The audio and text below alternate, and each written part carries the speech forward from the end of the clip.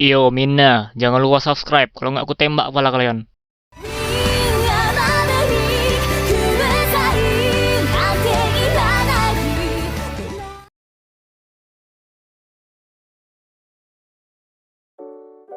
Halo semuanya, selamat datang kembali di channel Tidak Pernah Lulus. Kita sama-sama tahu kalau Ultraman yang ada di versi live action adalah manusia yang menggunakan kostum atau suit Ultraman. Mereka yang menggunakan kostum Ultraman disebut sebagai suit aktor atau suit aktris. Tapi perlu kalian ketahui, jika kita bicara dari segi cerita, tubuh Ultraman sebenarnya hampir sama seperti tubuh manusia. Hal ini sudah pernah admin bahas di video lama. Silahkan aja cek video rekomendasi kalau ingin menonton. Nah, yang menjadi fokus di sini adalah membahas Ultraman dari segi produksi. Kira-kira bahan seperti apa yang digunakan untuk pembuatan kostumnya, karena sebenarnya ada beberapa jenis bahan yang digunakan dan sangat berpengaruh ke penampilan visualnya. Jadi simak baik-baik video ini.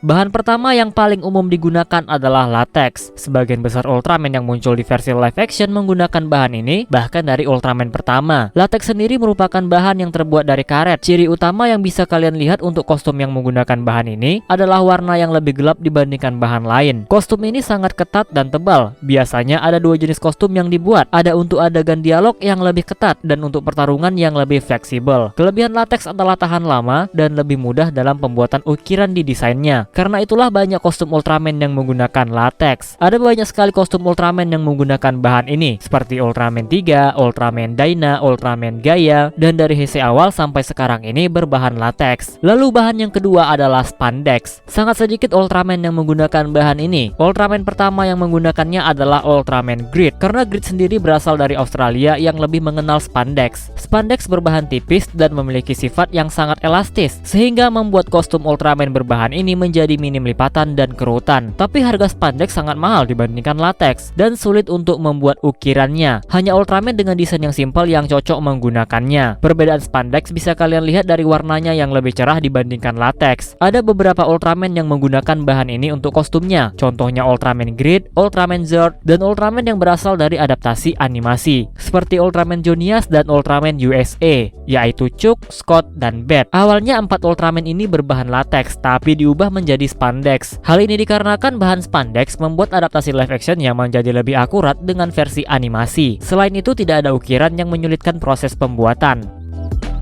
Lalu untuk bagian kepala biasanya digunakan bahan fiberglass.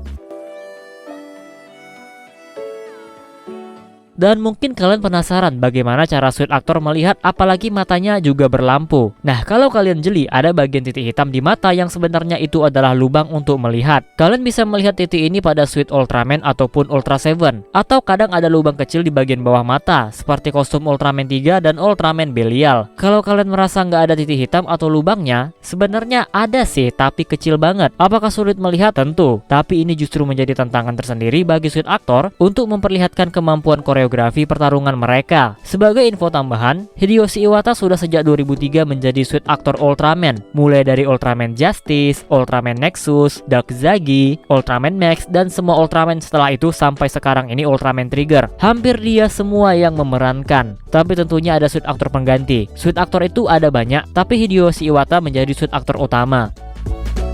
Nah, itu tadi adalah pembahasan kita tentang bahan pembuatan kostum atau suit Ultraman. Yang paling banyak digunakan adalah latex, dan yang kedua adalah spandex. Dan tentunya ada bahan lain juga dalam proses pembuatan kostumnya, seperti misalnya fiberglass dan juga resin. Kalau kalian lebih suka bahan yang mana nih? Kalau melihat dari segi visual, latex atau spandex? Komentar di bawah. Dan perlu kalian ketahui, penampilan Ultraman juga kadang tidak sepenuhnya menggunakan kostum. Ada juga CGI. Biasanya CGI digunakan untuk pertarungan yang sulit atau semata-mata hanya untuk mempercepat proses produksi. Bahkan Ultraman Group di penampilan pertamanya full CGI loh. Terus untuk Shin Ultraman, dari yang admin lihat sepertinya dia menggunakan gabungan suit dan CGI. Terlihat di bagian dadanya yang masih ada kerutan, tapi untuk bagian lain benar-benar tanpa kerutan dan memunculkan otot-otot yang sangat realistis.